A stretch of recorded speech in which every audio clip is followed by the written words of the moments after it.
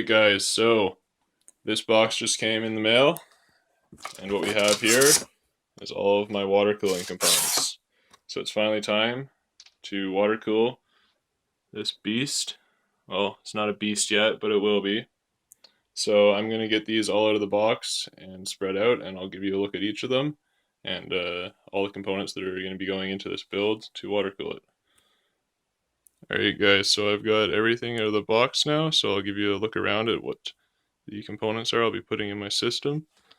So we've got a Overkill XT45 360 and 240 millimeter radiators. We've got pre-bunch-L 3/8 5/8 tubing. For the CPU block I have a EK Supremacy MX.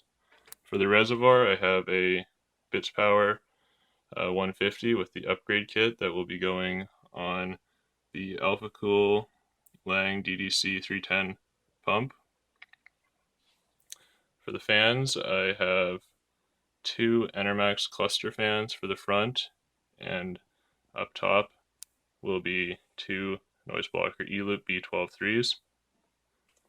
So I will get all of this out of the packages and give you a closer look at all of the components that are going to be going in the system. So I've got all of the water cooling components out of their packages.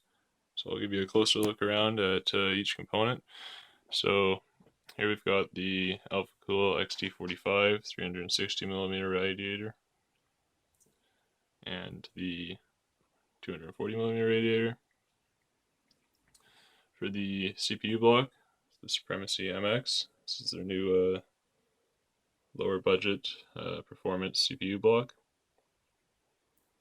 So here I've got the Bits Power DDC top that's going to be going on top of the Overkill pump here.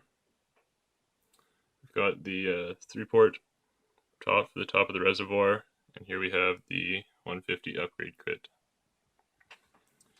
I have XSBC fittings here. These are the black chrome versions. Here's just a drain port that I have, and lastly we have the fans. So this is the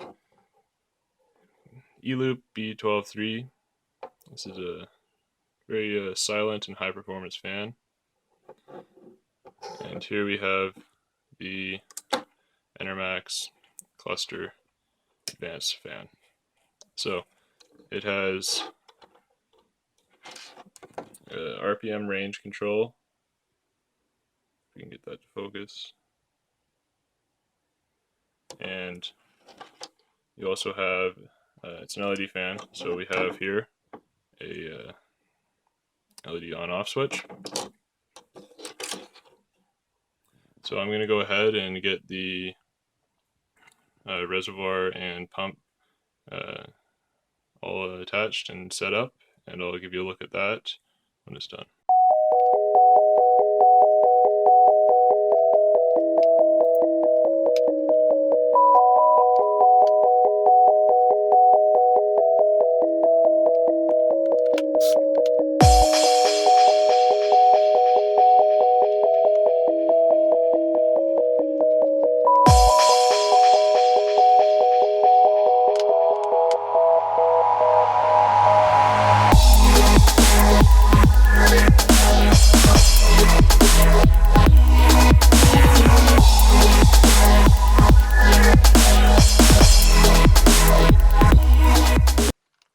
So this is the reservoir and pump all assembled.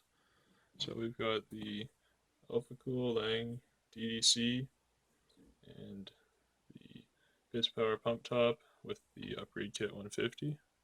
I've also put the 3-port top on there so I can have it drain back into the top, and I'll also have a fill port. So now I'm going to go ahead and get the case, take out some of the drive cages, and I'll work on putting the radiators in.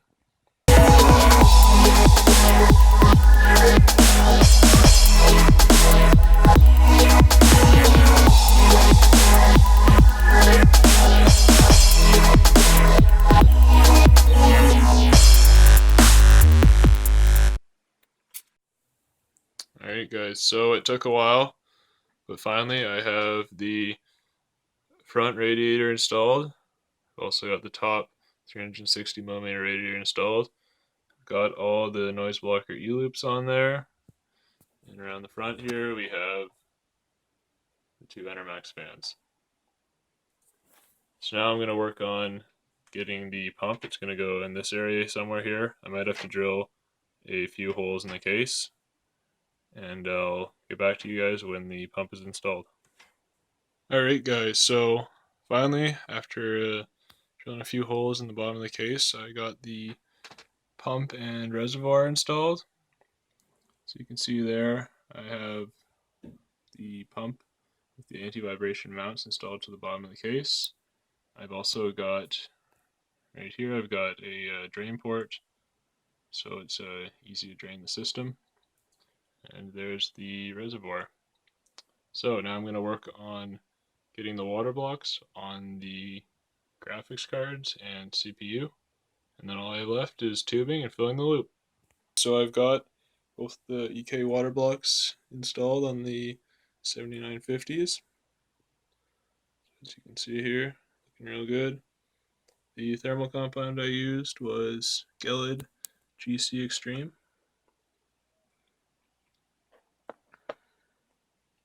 So I'm gonna get these installed in the system, and I'll put the water block on the CPU, and I'll give you guys another look once that's done. So here it is, almost done. I've got both the water blocks on the GPUs, and they're in the system now. They fit great, looking real good in there.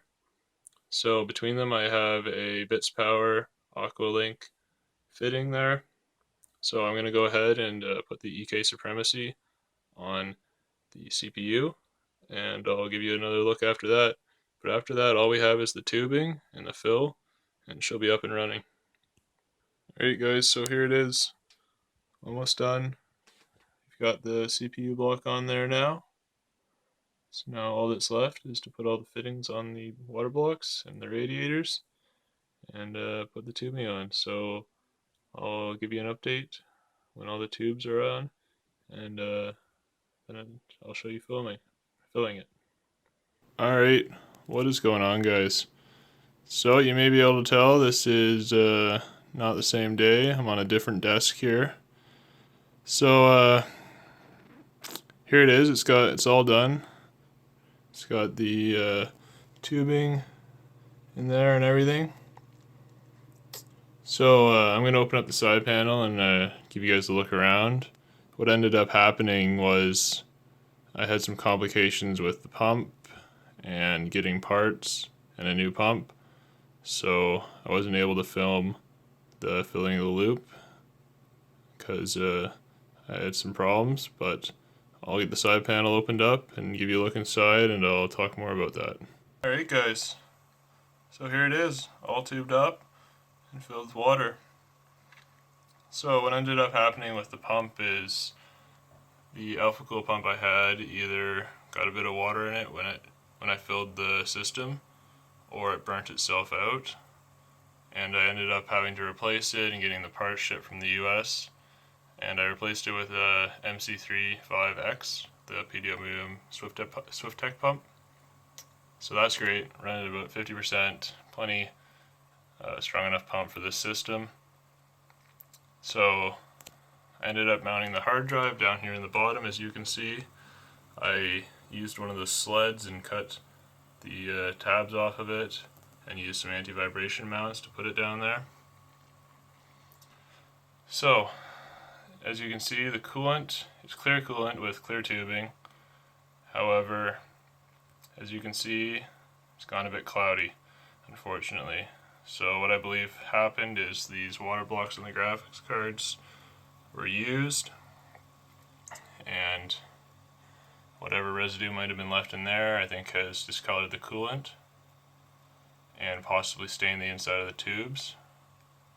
So for now it's fine, it works, but in the future I will be getting new coolant and possibly new tubing.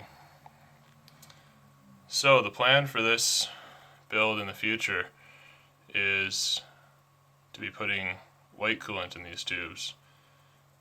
So I'm going to get some ice white coolant. Should look really cool with the white and black theme build. As you can see, I've gone with white and black fans. The white fans I have at the front here.